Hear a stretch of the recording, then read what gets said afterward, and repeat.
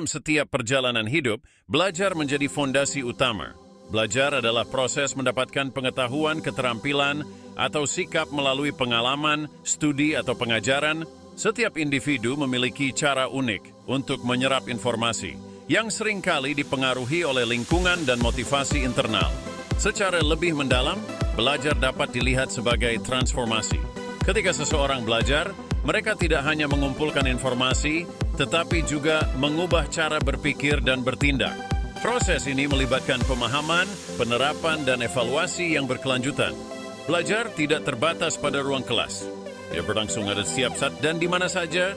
Dengan belajar, kita membuka pintu untuk peluang baru, tumbuh sebagai individu, dan membentuk masa depan yang lebih cerah.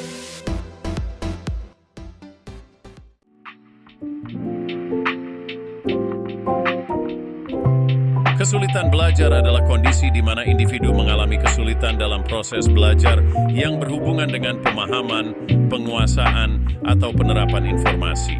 Fenomena ini tidak hanya terjadi pada anak-anak, orang dewasa pun bisa mengalaminya. Penyebab kesulitan belajar bisa bervariasi, mulai dari faktor biologis seperti disleksia hingga dampak lingkungan, seperti kurangnya dukungan pendidikan. Tanda-tanda kesulitan belajar mencakup kesulitan dalam membaca, menulis, atau menghitung. Anak yang merasa frustrasi saat belajar seringkali kehilangan motivasi. Oleh karena itu, pentingnya mengenali tanda-tanda ini secara dini untuk memberikan intervensi dan dukungan yang tepat.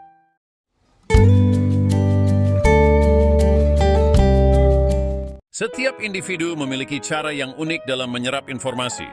Untuk memahami gaya belajar, kita harus mengenali 3 jenis utama: visual, auditori, dan kinestetik. Gaya belajar visual lebih suka menggunakan gambar, grafik, dan diagram untuk memahami materi. Siswa dengan gaya auditori cenderung lebih peka terhadap bunyi dan percakapan, sehingga diskusi kelompok atau mendengarkan rekaman dapat sangat membantu. Menggunakan alat seperti podcast atau video yang disertai penjelasan lisan juga efektif untuk tipe ini. Terakhir, gaya kinestetik mengutamakan pengalaman langsung. Siswa ini belajar dengan melakukan seperti praktik di laboratorium atau permainan peran. Memahami dan mengeksplorasi gaya belajar akan meningkatkan pengalaman belajar secara keseluruhan, membuat proses belajar lebih menyenangkan dan produktif.